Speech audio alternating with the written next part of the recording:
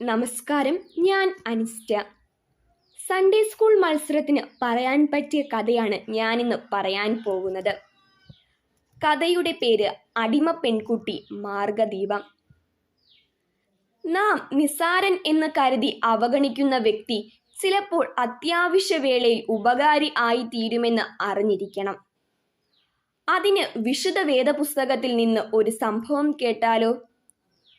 അരാം രാജാവിന്റെ സേനാപതിയായിരുന്ന നയമാൻ ഒരു വീരശൂര പരാക്രമി ആയിരുന്നു.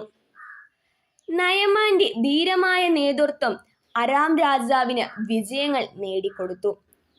സേനാപതിയുടെ നേതൃത്വത്തെ കണ്ടറിഞ്ഞ രാജാവ് അദ്ദേഹത്തിന് സ്ഥാനമാനങ്ങൾ നൽകി ആദരിച്ചു. എല്ലാവർക്കും സന്തോഷം, സംതൃപ്തി, സമാധാനം.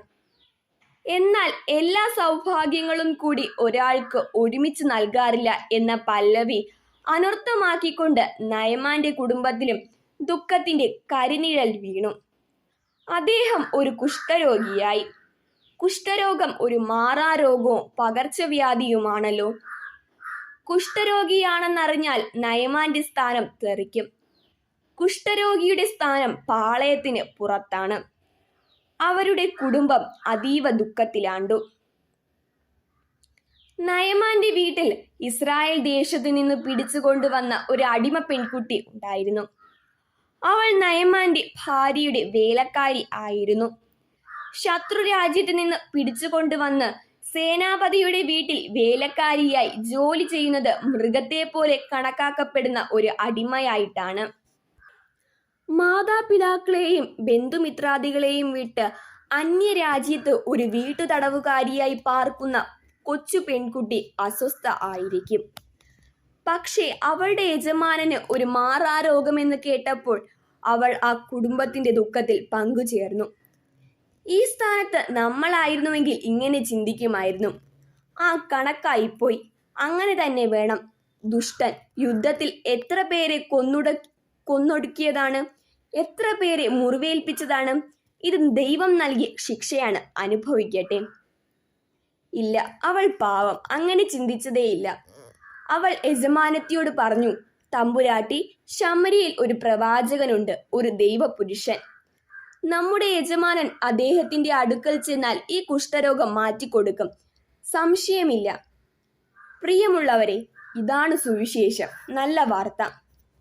പെൺകുട്ടി പറഞ്ഞ വിവരം ഭാര്യ നയമാനോട് അറിയിച്ചു. നയമാൻ രാജാവിനെ ചെന്ന് കണ്ട് എല്ലാം വിശദമായി സംസാരിച്ചു. അരാം രാജാവ് ഇസ്രായേൽ രാജാവിന് ഒരു എഴുത്തും എഴുതിക്കൊടുത്തു. നയമാന്റെ കുഷ്ഠരോഗം മാറ്റിക്കൊടുക്കുന്നതിന് വേണ്ടത് ചെയ്യണമെന്നാണ് കത്തിൽ അരാം രാജാവ് എഴുതിയത്. നയമാൻ സ്വർണവും വെള്ളിയും വസ്ത്രങ്ങളും സമ്മാനമായി നൽകാൻ തയ്യാറായിട്ടാണ് യാത്ര തിരിച്ചത്.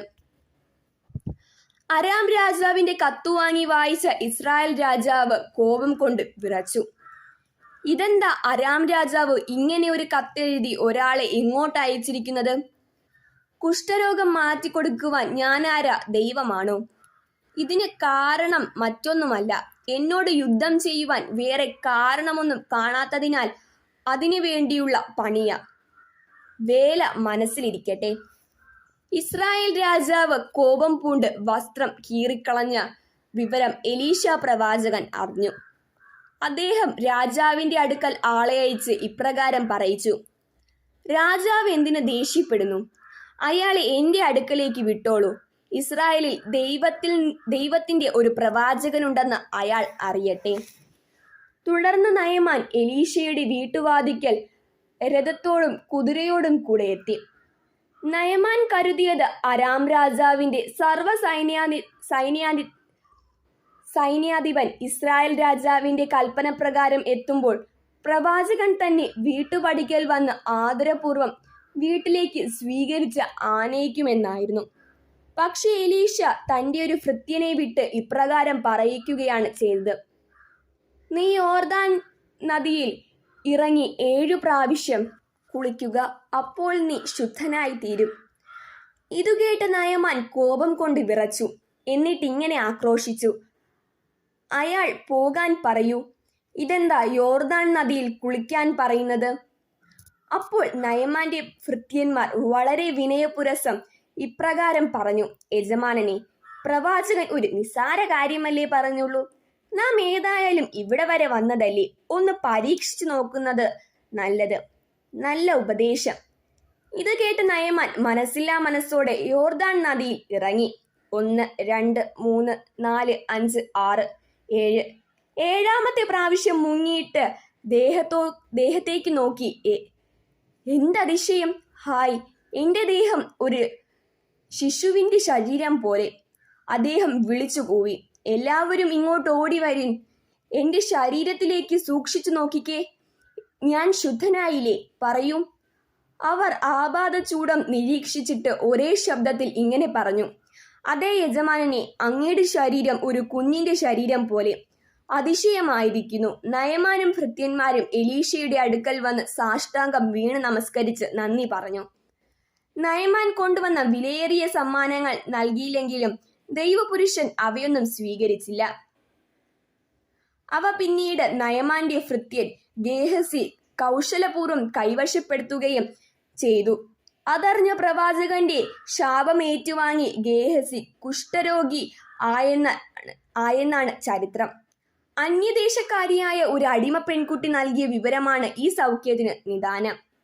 പ്രിയ കൂട്ടുകാരെ, നമുക്ക് ലഭിച്ചിട്ടുള്ള അറിവും വെളിച്ചവും മറ്റുള്ളവരുടെ നന്മയ്ക്ക് പ്രയോജനപ്പെടുത്തട്ടെ. Thank you.